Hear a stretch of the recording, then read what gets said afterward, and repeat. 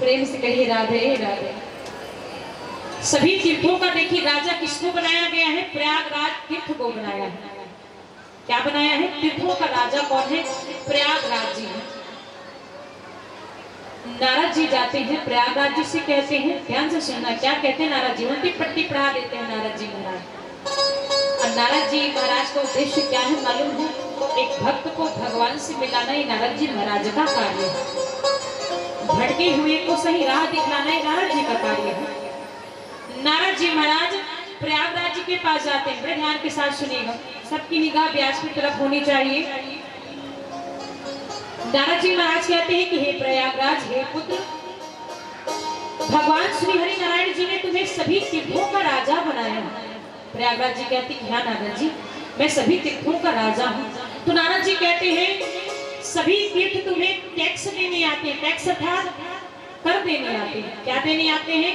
सभी तीर्थ, नदी, सरोवर, सभी तीर्थ तुम्हें टैक्स देने आते हैं, कर देने आते हैं। तो क्या श्री राम वृंदावन तुम्हें टैक्स देने आता है, कर देने आता है? प्रयागराज जी अवाक हो गए और नारद जी महाराज जी से कहने लगे कि हे नारद जी, हे मुनि जी, आपने ठीक ही कहा। सभी तीर्थ, नदी, सरोवर, तालाब, सभी तीर्थ मुझे कर देने आते हैं, टैक्स देने आते हैं, लेकिन आज तक श्री राम वृंदावन धाम मुझे कभी टैक्स देने नहीं आए। तो नारद जी महाराज कहने लगे फिर काहे के राजा हुए आप? सभी तीर्थों के आप राजा माने जाते हो और श्री राम वृंदावन आपको कभी कर देने नहीं आते, टैक्स देने नहीं आते, फिर आप काहे के राजा हुए? यहाँ प्रयागराज जी निराश हो जाते हैं। निराश होकर के नारद जी तो अपना काम करके चले जाते हैं, तब ध्यान हो जाते हैं। बस उनका इतना ही कार्य था, क्या उल्टी पट्टी पढ़ा करके चले जाते हैं।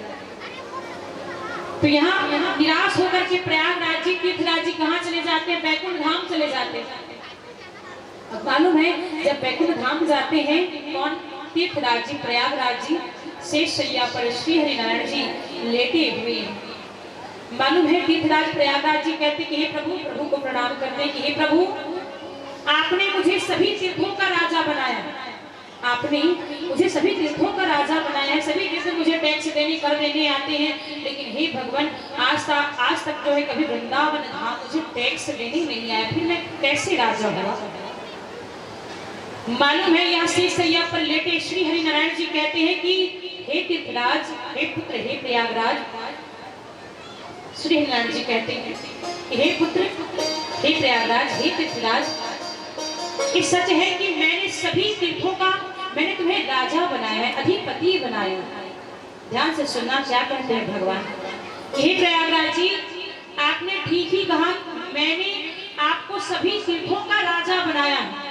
मैंने आपको सभी तीर्थों का राजा बनाया है, लेकिन अपने निज धाम श्री राम वृंदावन धाम का राजा नहीं बनाया। क्यों?